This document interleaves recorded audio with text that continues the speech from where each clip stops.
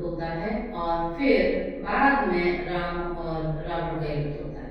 विभीषण की सहायता से रामचंद्र जी को उसकी मृत्यु का रहस्य पता चलता है कि उसकी मृत्यु किस प्रकार से हो सकती है और वह अंत में उसका वध करते हैं। मरने से पहले वह रावण से बोलते हैं कि तुम बहुत विद्वान हो, पंडित हो और बहुत ज्ञानवान हो, इसलिए कुछ नीति का उपदेश करो। रावण कुछ नैतिक बातें करता है अपनी मृत्यु के पहले और उसके बाद उसकी मृत्यु हो जाती है। रामचंद्र जी लक्ष्मण और विभीषण को लंका भेजते हैं और वहां पर विभीषण का राज्याभिषेक होता है। उसके बाद सभी लोग माता सीता को रामचंद्र जी के पास लाते हैं और फिर राम, लक्ष्मण, सीता जी, हनुमान जी और कुछ लोग अयोध्या की तरफ प्रस्थान करते हैं।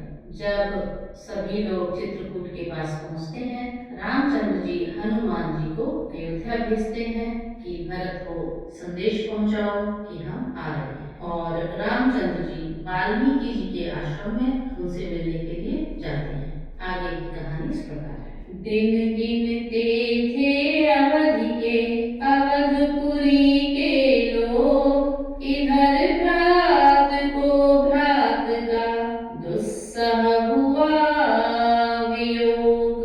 बिखर रहे हैं केश सब, है शरीर बेहाल, सोच रहा है हृदय में कैकेयी का लाल। हे मन संयोग समय आया, अब नहीं वियोग सहोगे तुम। मस्तिष्क खुशी का दिन आया, अब भी विक्षिप्त रहोगे तुम। रघुराई का आना सुनकर पाँव कब दौड़े जाओगे। हे हाथों कब उन चरणों की सेवा का लाभ उठाओगे। इतनी में गिरने लगी नैनों से जलधार, मन ही मन देने लगे अपने को धिक्कार। तो अयोध्या में इधर अयोध्यावासी रामचंद्र जी को याद करते हैं और उनके इंतजार में है कि कब वह वापस आए। भरत का हाल भी बहुत विकट है, वह भी रामचंद्र जी का बहुत बेसब्री से इंतजार कर रहे हैं। सोचा जिसकी माँ हठ पूर्वक छोटे को राज्य दिलाती है, दासी की बातों में आकर अग्रज को मन भिजवाती है। विषम विरोध की बूटी को जो सुधा समझ कर पीती है, दुनिया देखे उसकी संतति ऐसे रो रो कर जीती है। जिस घर में राज्य फूटता हो, उजड़ ही वह घर होता है। रत्नों का भी भंडार वहाँ कंकड़ या पत्थर होता है। इसी समय आया है एक चित्र का ध्यान, मात सुमित्रा अवध है तुमसे स्वर्ग समान। माता हाँ हाँ तुम माता हो, सच्ची माता कहलाती हो। इस सूने सघन विपिन में तुम सिंघनी समान सुहाती हो। रघुकुल की महिलाओं में तुम आदर्श बखानी जाती हो। जो सौतेले की सेवा में निज सुत को साथ पठाती हो। जिस घर ऐसी मात हो, वह है देव स्थान। हो सकती है उसी के लक्ष्मण सी संतान। लक्ष्मण तू सच्चा भाई है, भाईपन हो तो ऐसा हो। 14 वर्षों के तप वाला नर जीवन हो तो ऐसा हो। तू वह बन के कांटों को फूकों से जो कि उड़ाता है। भाई की सेवा के पथ में आँखों को हर रोज बिछाता है। सुन चुका चुका भरत निज कानों से, रण में तुझ पर बीती थी जो, मेरे विचार से जीवन था, तेरे वह शक्ति लगी थी जो। इसलिए अनुज है धन्य तुझे, तूने वीरोचित कर्म किया, संसार सदा शिक्षा लेगा, पालन ऐसा सद्धर्म किया। पर मैं निहाय जन्म लेकर इस जग में कौन भलाई की, एकांत तपस्या की लेकिन सेवा क्या की रघुराई की। अब भी मनुआ हो जा सचेत, किस दिन को कर्म क्षेत्र है यह, इस बार चूकना मत भाई, जब तुम पर दिव्य नेत्र है यह। योगी की भांति देह तज कर, आत्मा के तार मिलाने हैं, आराध्य देव के चरणों में प्राणों के फूल चढ़ाने हैं। पर नहीं भूल है यह पूजा, होगी उनको स्वीकार नहीं, तू तो रक्षक है अवधि तलक, तन पर तेरा अधिकार नहीं। अतएव पवन जल सूर्य चंद्र, इन सबको साक्षी करता हूँ, प्रभु के चरणों की शपथ सहित अंतिम प्राण यही करता हूँ। 14 वर्षों की अवधि पिता, यदि नाथ अवध में आएंगे, तो इस शरीर को छोड़ प्राण उनके चरणों में जाएंगे। ऐसा ही हट अब ठानी है, यही अभिलाष जग रही है, हे हृदय बलिष्ठ बने रहना, प्राणों की होड़ लग रही है। प्राणों को रख रही थी जब यह अंतिम टेक, तभी वहां पर आ गया बूढ़ा ब्राह्मण एक, रघुकुल के छोटे राजा का देखा शरीर सब जर्जर है, मानो सूरज के छिपने से रह गया कमल कुमला कर है। वे काली मटियारी अलके लटकी जो दाएं बाएं हैं, भाई की विरह वेदना में सचमुच बन गई घटाएं हैं। घर में तपसी की तरह देख भरत का वेश, ब्राह्मण भूला अपन को पुलकित हुआ विशेष।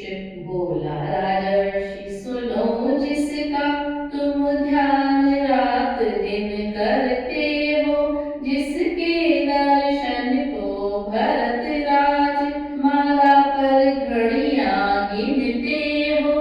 पुष्पक पर बानर मंडल में वह अपनी छटा दिखाता है, लक्ष्मण सीता के सहित वही अब देश अवध में आता है। मधुर वचन है विप्र के थे मधुरस की धार, मरते बिरही में हुआ नव जीवन संचार। वह हर्ष बढ़ा उल्लास बढ़ा, कवि से भी कहा नहीं जाता, लेखनी लिखे भी तो कैसे, जब उससे उठा नहीं जाता। समझेंगे भावुक भक्त दशा, श्री भरत भक्त मत माते की, भाई भाई जाने भाई, भाई भाई के नाते की। कहा भरत ने उसी क्षण होकर प्रेम विभोर, हे द्विजवर तुम कौन हो आए जो इस ओर। यह सुनते ही कपि छुप न सका, क्षण भर में वन हनुमान गया, तब रामदास को उसी समय वह राम भक्त पहचान गया। हनुमत ने कहा सूचना दूं, था यही काम भगवन मेरा, हे भक्त शिरोमणि भरत लाल, करिए स्वीकार स्वीकार न मन मेरा।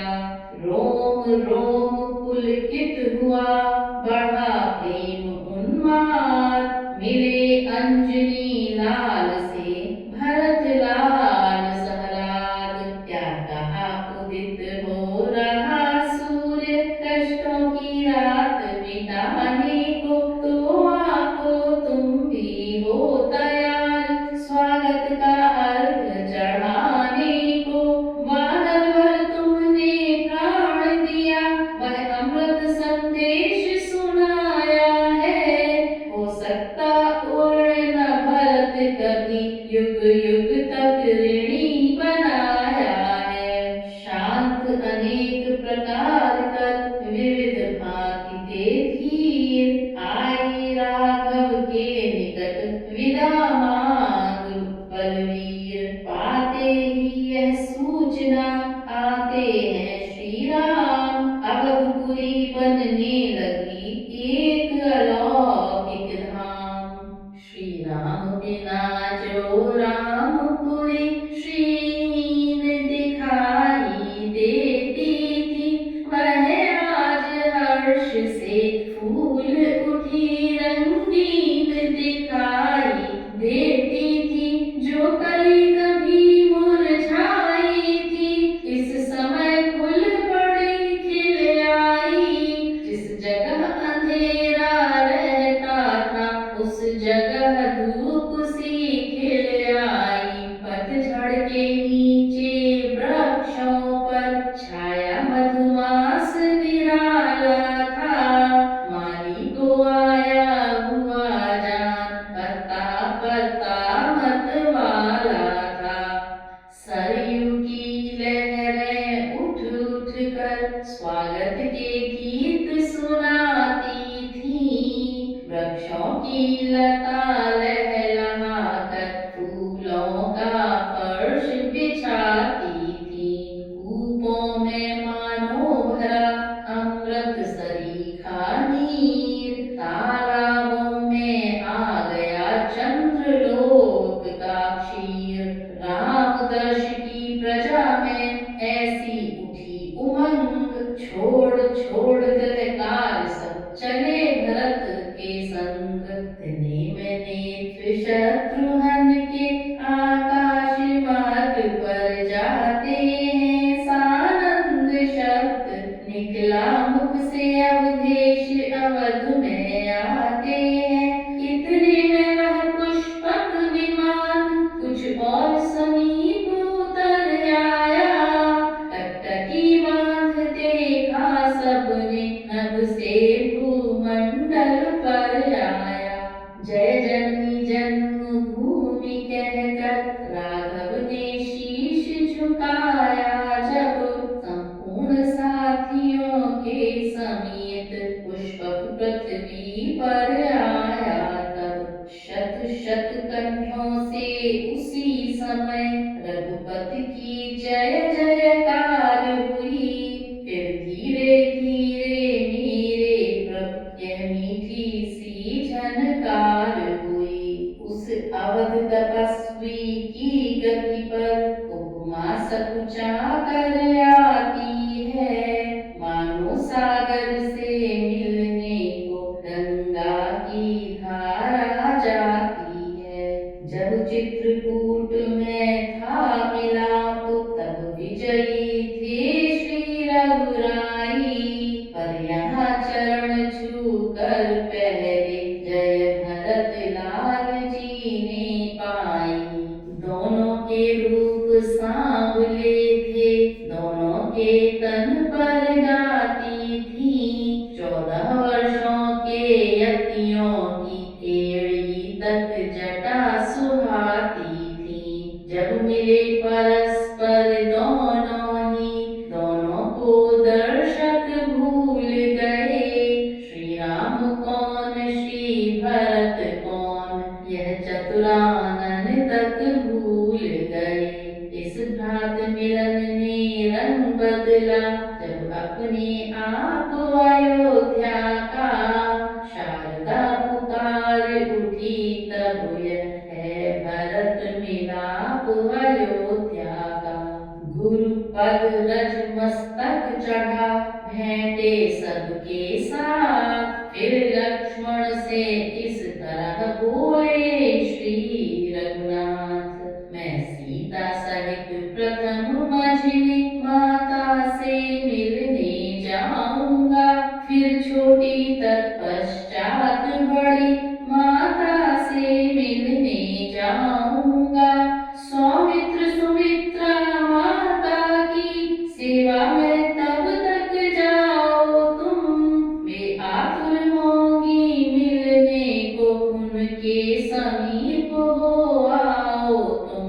इतना सुनते ही चले लखन लाल निज धाम। तब बोले श्री भरत से रघुकुल भूषण राम। वनवासी वीर वानरों को हे बंधु शीघ्र ठहराओ तुम। इनके स्वागत सत्कारों का पूरा प्रबंध कर आओ तुम। यह मेरे सच्चे संगी है, इन सबका श्रम हरना पहले। इनकी सेवा इनका आदर हे भरत लाल करना पहले। जो आज्ञा कह चल दिए इधर भरत सानंद। कैकेयी माँ के उधर पहुँचे आनंद कंद। वैदेही पैरों पड़ी प्रभु ने किया प्रणाम। कैकेयी छाती लगा बोली बेटा राम। मेरी आज्ञा से तुमने संबंध वनों से जोड़ा है। मेरी ही आज्ञा से तुमने यह राज्य भरत को छोड़ा है। वे आज्ञाएं स्वीकारी है तो अब भी कुछ स्वीकार करो। यह अंतिम आज्ञा है मेरी, रघुनायक अंगीकार करो। मेरे मन की संपूर्ण जानी, हे राम तुम्हें धो देना है। रघुकुल का पावन सिंहासन रघुकुलपति होकर लेना है। जो माता तुमसे राज्य छीन तुमको वन में भिजवाती है, वही माता वही जननी अब राज मुकुट पहनाती है। यह कहते कहते जब भी ले आई वह ताज। तब माता से इस तरह बोले श्री रघुराज। सेवक तो केवल आज्ञा का पालन ही करना सीखा है। वन और राज्य की चर्चा क्या पर मरना सीखा है। वह आज्ञा भी सिर पर ली थी, यह आज्ञा भी सिर पर लूंगा। अभिलाषा नहीं मुकुट की है, पहनाती हो तो पहनूंगा। पर यह अवसर है नहीं मात, राजा बन मुकुट पहनने का। यह दिन तो है श्री चरणों की रज को मस्तक पर धरने का। माता बोली ठीक है, रहा न मुझको ध्यान। एक लहर थी उसी में खो बैठी थी ज्ञान। अच्छा अब मैं करूँगी समयोचित ही काम।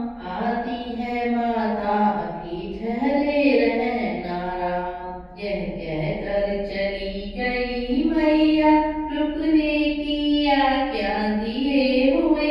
अत्यंत शीघ्र ही फिर आई, आरती हाथ में लिए हुए। जिस ज्योतिर्मय की दिव्य ज्योति त्रिभुवन में ज्योति जगाती है, उस सूरजवंशी सूरज को आरती माता दिखलाती है। यह रीति कर चुकी जब मैया, तो फिर वात्सल्य छलक आया। 14 वर्षों का पाप धुला, मुखड़े पर पुण्य झलक आया। कैकेयी की दशा का ऐसा बड़ा प्रभाव, गिरी राम के चरण में उभरी ले सद्भाव। मंथरा न आज मंथरा है, बावली और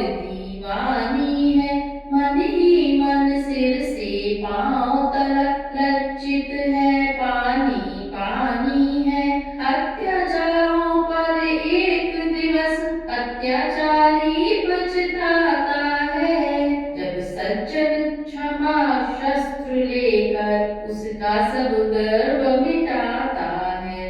यह परिवर्तन देख कर मुस्काई रघुनाथ, उठा लिया हित भाव से उसको हाथों हाथ। बोले मंथरा हुआ है क्या, रोती है अकुलाती है क्यों, तूने जो किया ठीक ही था, अब इतना वह पछताती है क्यों। जो राजा होने वाला था उसकी वह शिक्षा दीक्षा थी, वनवास नहीं था राघव को संयम की एक परीक्षा थी। जो बीत गई सो बीत गई, भूलो उन पिछली बातों को, संयोग सूर्य ने मिटा दिया उन वियोग वाली रातों को। विदा मंथरा को किया समझा विविध प्रकार, तब कौशल्या के चले कौशल राजकुमार। परिवर्तन देख चरित्रों के मन ही मन हंसते जाते थे, माया की लीला देख देख मायापति भी मुस्काते थे। सोचा मेरे ही प्यारों को क्या नाच नचाया माया ने, 14 वर्षों में उलट पलट कितने दिखलाए माया ने। इधर लखन जी ने जब ही माँ को लाया हाथ, माँ ने सुत के शीश पर धरा प्यार का हाथ। बेटे तुझ जैसे बेटे पर माता फूली न समाती है, जिस माँ का ऐसा बेटा है निश्चय वह धन्य कहलाती है। हे कर्मवीर तुझ पर तेरी जननी बलिहारी जाती है, जी भर कर हृदय लगाने को उमड़ी आती है छाती है। इसी तरह कहती हुई बढ़ी मात तत्काल, लिया कलेजे से लगा अपना प्यारा लाल। फिर बोली सच कहना लालन, मेरी भी कभी याद आई, यह भी बतलाना उस वन में राजा तो रहा बड़ा भाई। इन नन्हे नन्हे हाथों ने असुरों के दल को संघारा, उस इंद्रजीत से योद्धा को क्या सचमुच तूने ही मारा। लक्ष्मण ने जिस क्षण सुने माता के यह बैन, भरे प्रेम आंसुओं से उस बेटे के नैन। बोले हे माता असुरों का दल कब मैंने संघारा है, घन के समतुल्य नाद वाला घन नाद न मैंने मारा है। सब कृपा तुम्हारी ही तो थी, जो मार्ग मुझे बतलाती थी। मन में बैठी माँ की प्रतिमा मेरा उल्लास बढ़ाती थी। खल दगने वाले मुझको आदेश तुम्हारे ही तो थे, कर्तव्य छोड़ना मत ऐसे उपदेश तुम्हारे ही तो थे। इसलिए बात यह सच्ची है वह सभी प्रसाद तुम्हारा है, जितनी भी मुझे सफलता है माँ आशीर्वाद तुम्हारा है। जो बालक अपनी माता का आज्ञा पालक बन जाता है, आवाज धर्म की कहती है वह ही सब कुछ कर पाता है। माता फिर कुल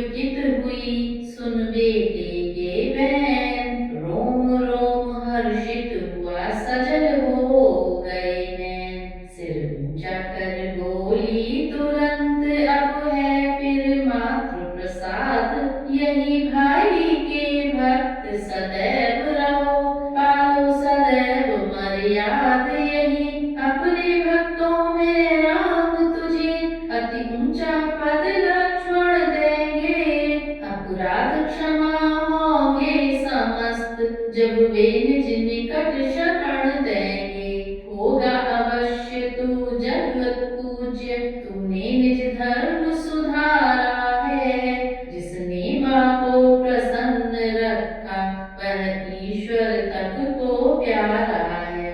माता के यह वचन सुन बेटा हुआ निहाल, फिर श्री चरणों में गिरा गदगद हो तत्काल। जीवन को सफल समझ लक्ष्मण जब चले वहाँ से हर्षाते, तो तपस्विनी बाला की भी आ गई याद जाते जाते। चुपचाप कहा मन ने देखे, अच्छी तो है उर्मिला प्रिया।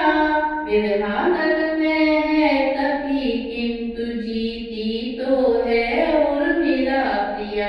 यही विचारते हुए बढ़े, पर झिझक गए बढ़ सके नहीं। जब नेत्र विरहणी पर पहुँचे, पग ठिठक गए बढ़ सके नहीं। देखा चौकी पर पुजारणी, पति का आराधन करती है। सम्मुख है चित्र प्राण प्रिय का, उसका ही पूजन करती है।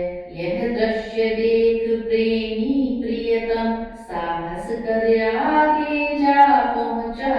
बुढ़ियों का खेल समाप्त हुआ, जब सच्चा पालम आ पहुँचा।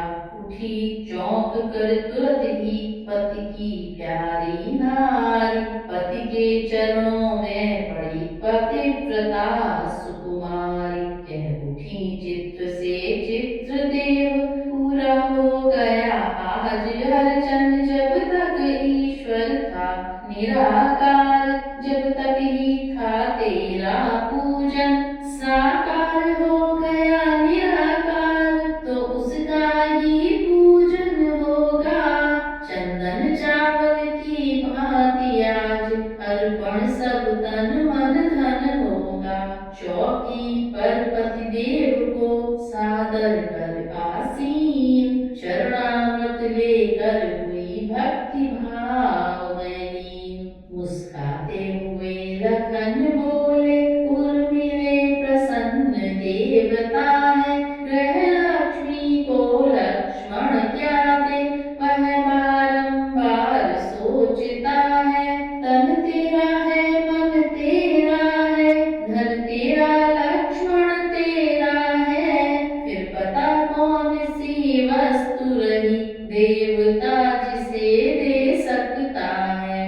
हम तुमने कर्तव्य का पालन किया यथार्थ, दोनों ही के हो गए जीवन आज कृतार्थ। माता जिस जगह सुमित्रा है, जिस ग्रह तुम सी ग्रह लक्ष्मी है।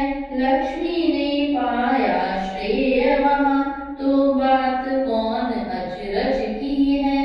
अच्छा प्रियतमे क्षमा करना, अत्यधिक नहीं ठहरूंगा मैं। माँ कौशल्या की पद रज से अब जीवन धन्य करूंगा मैं। स्वामी के यह वाक्य सुन दासी हुई उदास, बोली क्या अब जाओगे बड़ी मात के पास। स्वामी अत्यंत शीघ्र आना, यदि अधिक देर हो जाएगी, तो अब बल रहा न प्रबला में, जो मूर्ति ध्यान में लाएगी।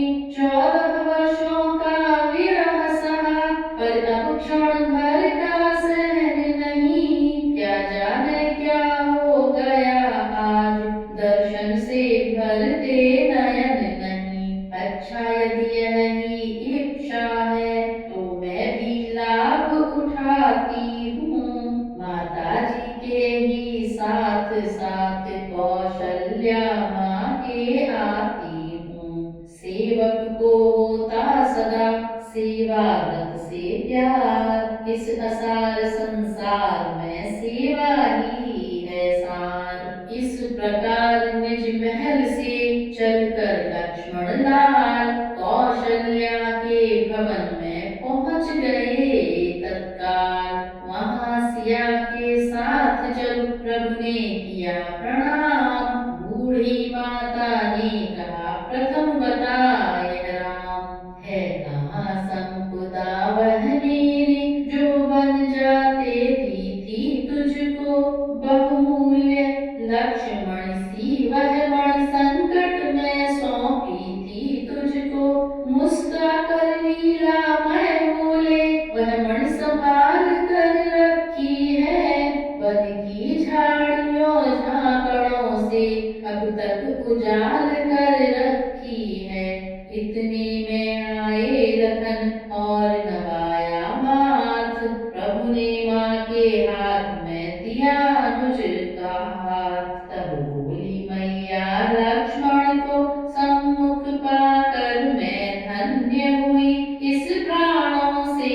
प्रिय लालन पर बल बल कर जाकर धन्य हुई। कह दूंगी बहन सुमित्रा से, तू मुझे सौंप दे लक्ष्मण को, बदले में इसके चाहे तो ले ले इस रघुकुल भूषण को। वो दोनों की माँ तुम्ही फिर दोगी क्या बात, चौंक पड़ी यह बात सुन श्री कौशल्या मात। सम्मुख देखा तो यह कहती श्रीमती सुमित्रा दीख पड़ी, पीछे पीछे वह लाज भरी कुलवधू उर्मिला दीख पड़ी।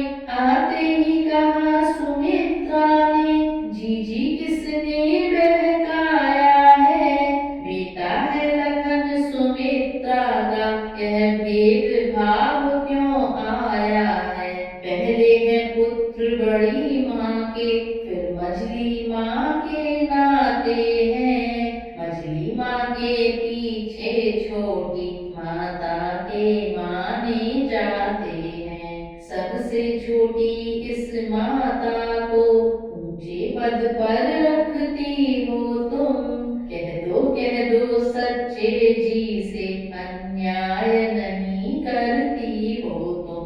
बहन सुमित्रा ठीक है यही ठीक है बात, भरत सहित आई वहाँ कैकेयी मात।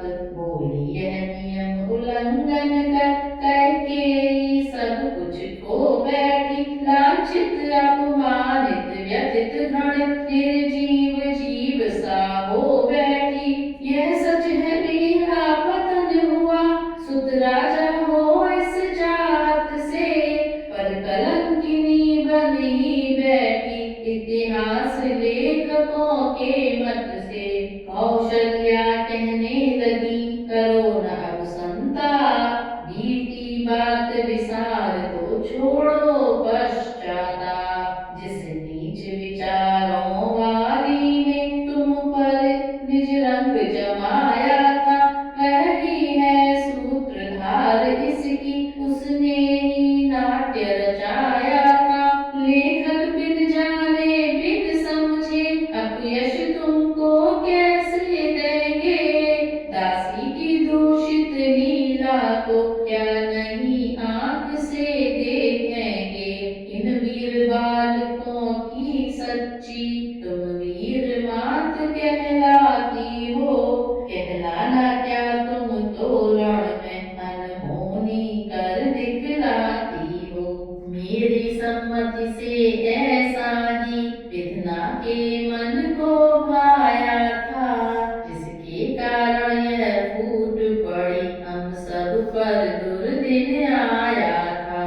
जो कुछ हो तुम निर्दोषिनी थी, वह कुबरी भी निर्दोषिन थी, होने ही वाली थी, वह ही इन सब की बैरन थी। तू मुझको सगी बहन सी थी, वैसा ही तुझे चाहती हूँ, सच कहती हूँ कैकेयी, अपने से अधिक मानती हूँ। बड़ी मात के वचन से था प्रसन्न हरेक, कुछ क्षण तक सब मौन थे छोड़ विचारने।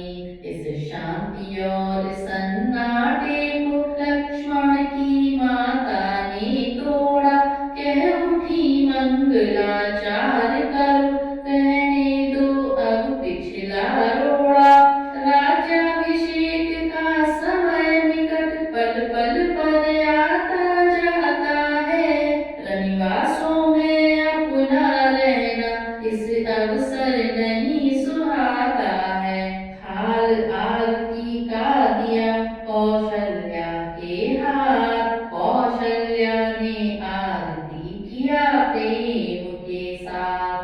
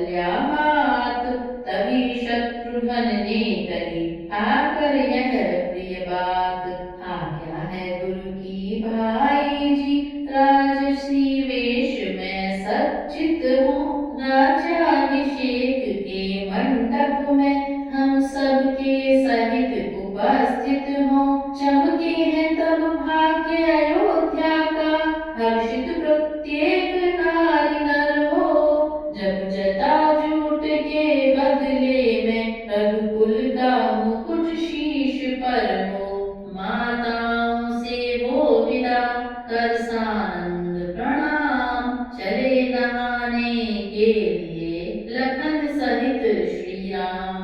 वह समय आ गया मुकुड़ों से जब जटाजूट हटने को थे। चंद्रमा सूर्य के आगे से काले बादल फटने को थे। श्री रघुनंदन जी की जटा भरत जब निज हाथों निवारते थे। तब भरत भ्रात जी की जटा राम अपने कर से उतारते थे। कुछ समय तलक यह दृश्य रहा, जब तलक जटाएं हटी नहीं। पर्दे में था तब तक प्रकाश, जब तक वे बदली फटी नहीं। तीनों भ्राताओं सहित न्याय कृपा निधान, पूजन कर त्रिपुरारि का दिया विविध विधिदान। किया राजसी रूप में अनुजों ने श्रृंगार, चले साथियों के सहित राम राज दरबार। जानकी प्रभा के साथ साथ जब रामचंद्र रवि उदित हुए। पुरजन मंत्री गण के समेत मुनिवर वशिष्ठ अति मुदित हुए। बोले वह मण से जटित खचित, सिंहासन शीघ्र बिछाओ तो। दामिनी द्युति को धरने वाला दीप्त मुकुट ले आओ तो। आज्ञा सुन सभी प्रबंधक जन चुप गए सामयिक साधन पर। मिथिला की श्री समेत रघुपत आसीन हुए सिंहासन पर। विप्रों के वृंद उच्च स्वर से वेदों के मंत्र सुनाते हैं। तब राजा रामचंद्र जी को गुरुराज मुकुट पहनाते हैं। इस प्रकार रामचंद्र जी का राज्याभिषेक होता है और गुरु वशिष्ठ उनको राजमुकुट पहनाते हैं। महलों में मंगल गान हुआ, द्वारे पर बाजे बजते हैं। शुभ बेला जान वशिष्ठ गुरु कुमकुम से टीका करते हैं। यह मन जीता अवसर निहार, सुर नर मुनि सब हर्षाते हैं। जय राजा रामचंद्र कहकर देवता पुष्प बरसाते हैं। शंकर ने उसी समय आकर आनंद घटा बरसाई दी। श्री सीता रामचंद्र की जय फिर 3 बार बुलवाई दी। बोले देखो तो झांकी यह क्या छटादार छवि छाजी है। दाएं रघुराज विराज रहे, बाएं वैदेही राजी है। उठे विभीषण सभा में गर्व सहित तत्काल। पहनाई अवधेश को एक रुचिर मणिमाल। स्वीकृत कर उपहार वह विहसे दीन दयाल। तुरंत सिया के कंठ में दी वह माला डाल। मणिमाल गले में सीता के खिल खिल कर खुलती जाती है। उपमा तो एक मिली फिर भी लिखते लेखनी लजाती है। वह वक्ष इंदिरा पूजन के मंदिर की भांति सुशोभित है। मणिमाल नहीं दीपावली की दीपावली हुई प्रकाशित है। श्री जी ने कुछ समय तक पहनी वह मणिमाल। फिर हनुमत के कंठ में प्रेम सहित दी डाल। हनुमत की दृष्टि चरण पर थी, पर अब माला पर पड़ती है।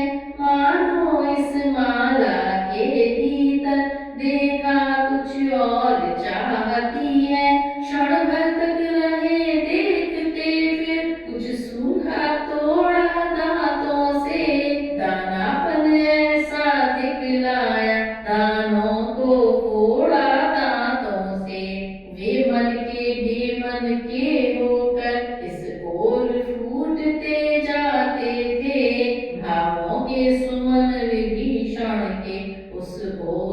सूखते जाते थे, आधे से अधिक हुए खंडित जब दाने उस मणिमाला के, कपिपत ने देखा नहीं गया, वे बोल उठे आगे आगे, हे हनुमत के वीरवर, केवल बुद्धि के धाम, दानी होकर कर रहे नादानी का काम। तो क्या होता है कि विभीषण भी रामचंद्र जी के साथ अयोध्या आए थे और राजतिलक के समय उपस्थित थे।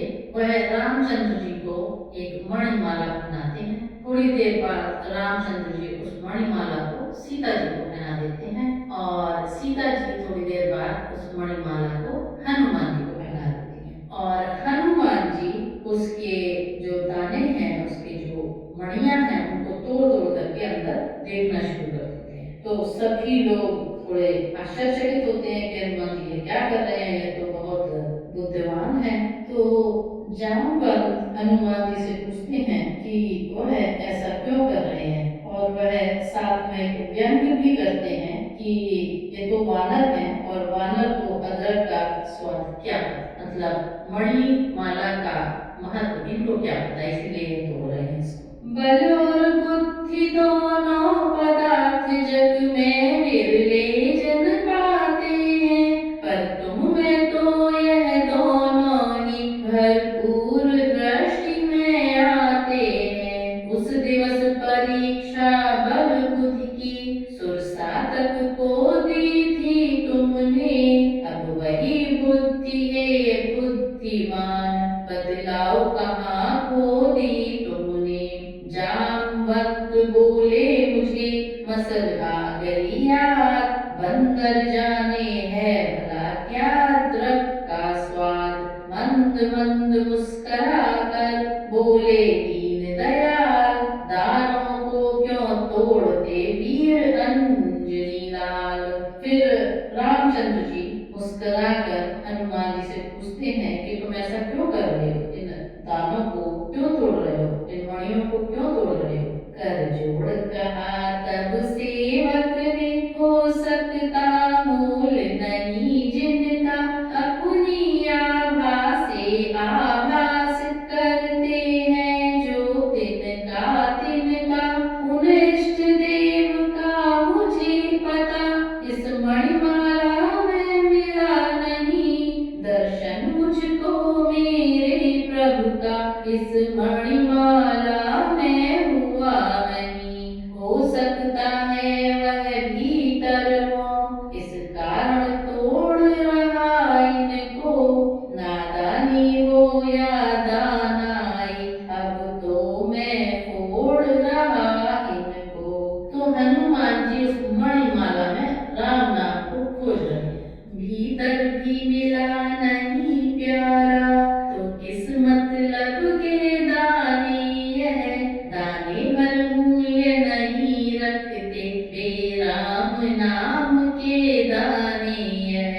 दीनों के नाथ मिले इसमें, तब तो निश्चय उपयोगी है, अन्यथा दास को मणिमाला कंकर की है पत्थर की है।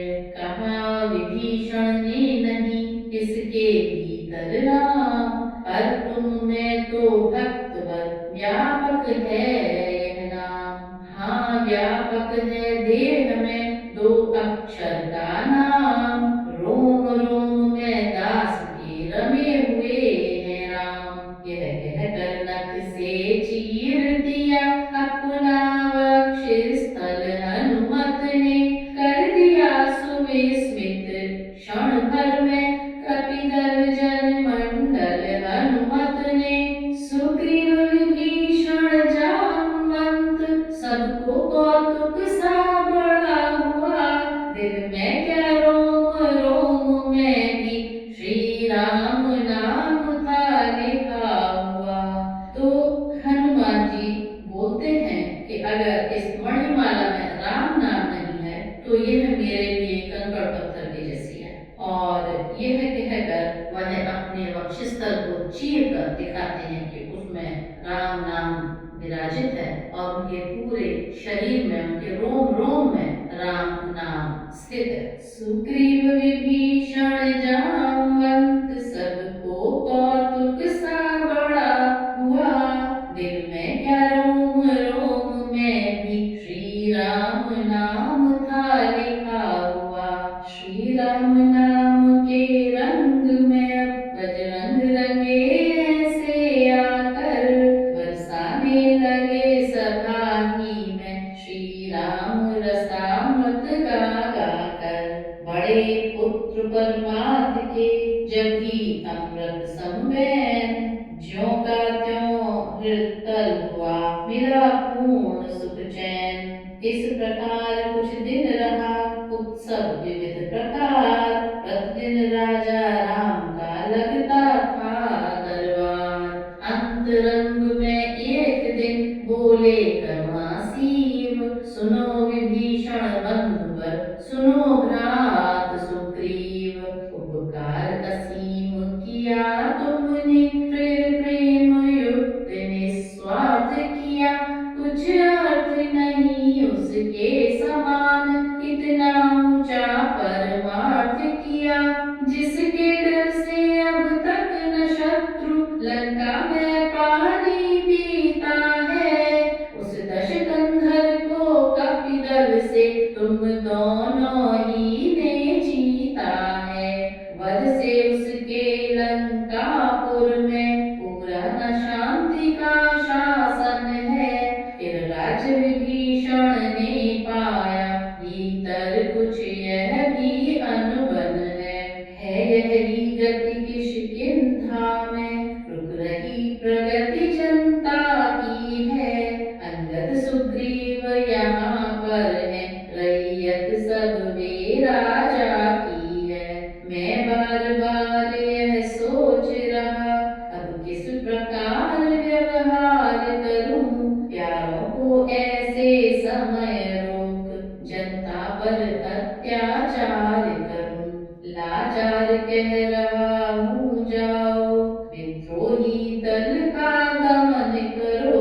दो काट अशांति शांति शर से, नागरिक कष्ट का शमन करो। इस प्रकार कहते हुए उठे राम रघुवीर, विदा किया आदर सहित दोनों को दे धीर। आ पहुँचे अंगद तभी जामवंत के साथ, तब इनसे भी इस तरह बोले श्री रघुनाथ। बस्ती क्या है वन भी शांत रहे, ऐसा प्रबंध अब हो भाई। रह चुके अवध में बहुत दिवस, अब घर की भी सुध लो भाई। जाओ गृह को पर ध्यान रहे, बैठे तुम रामालय में हो। सोते जगते चलते फिरते, इस मन में और हृदय में हो। जामवंत ने तब कहा, सुनिए कौशलनाथ, इन चरणों पर नवा है बार बार यह बात। यदि मर जाता समर स्थल में, तो सच्ची शांति प्राप्त होती। बूढ़े को थोड़े जीवन में, बिछुड़न पीड़ा न व्याप्त होती। यह जर्जर दास चरण तज कर, क्या चैन पाएगा तुम्ही कहो। सारा धन धाम तुम्ही तो हो, फिर कहाँ जाएगा तुम्ही कहो। पद पद्मों का प्रेमी भौरा, कैसे पराग रज छोड़ेगा। इस पर ही जीवन रखा है, इस पर ही जीवन खो देगा। भाव भरे उस भक्त के सुने जब यह बैन, भीगे कुछ भगवान के भक्ति नीर से नैन। अंतर्यामी को बूढ़े का जब सच्चा प्यार नजर आया, नयनों से भी करुणा झलका। बंधता सा तार नजर आया, तब चुंबक पत्थर के समान, उस प्रिय लोहे को चिपटा कर। करुणा निधान हो गए विकल, रोए उर चिपटा लिपटा कर। सुलझा कर सूत्र जगत के,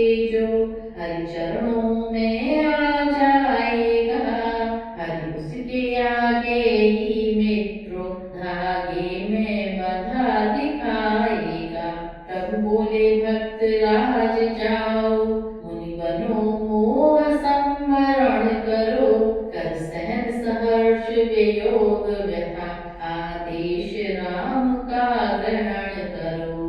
वामन अवतार प्रथम देखा, रामावतार में साथ रहे, द्वापर में फिर जब आऊं तो इन हाथों ही में हाथ रहे।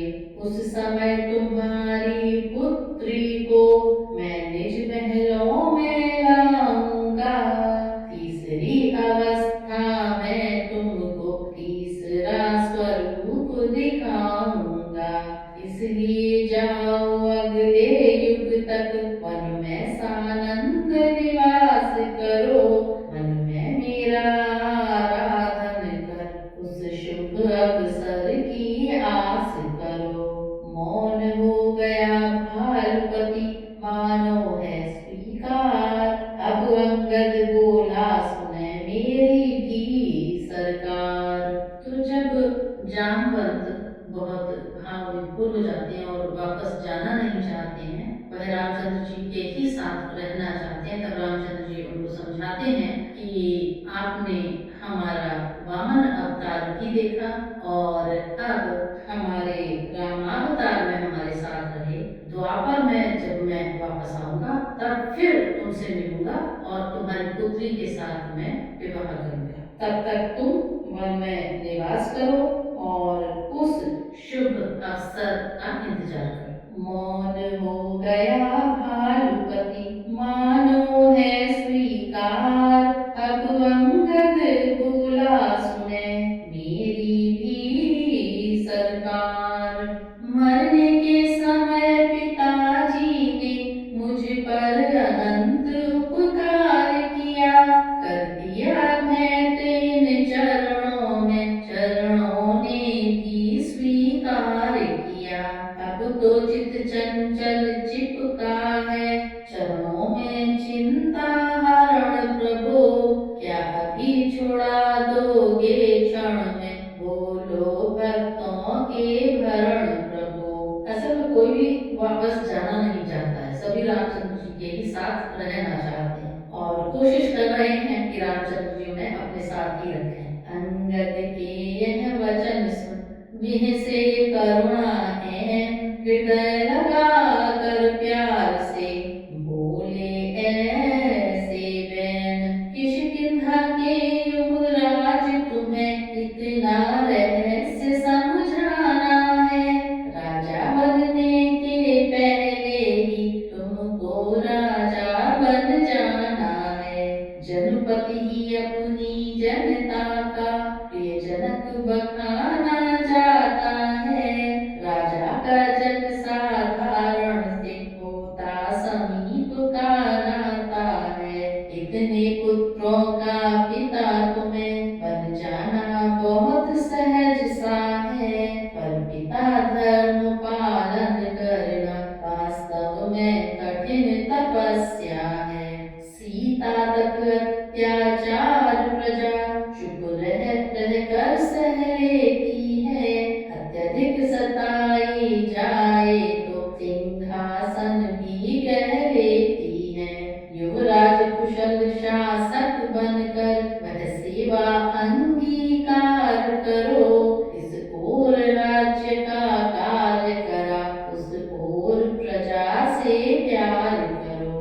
तेजस्वी की बात को काट सका है कौन, अंगद भी अब हो गया जैसे तैसे मौन। हृदय लगा तब नाथ ने दे निज भक्ति प्रसाद, वन के सब साथियों को विदा किया सहलाद। पवन तनय से विदा की कह न सके प्रभु बात, राम रंग में रंगा था कितना उनका गात। श्री अनन्य उस भक्त की ऐसी कठिन मरोड़, जाते दिन सुग्रीव भी गया अवध में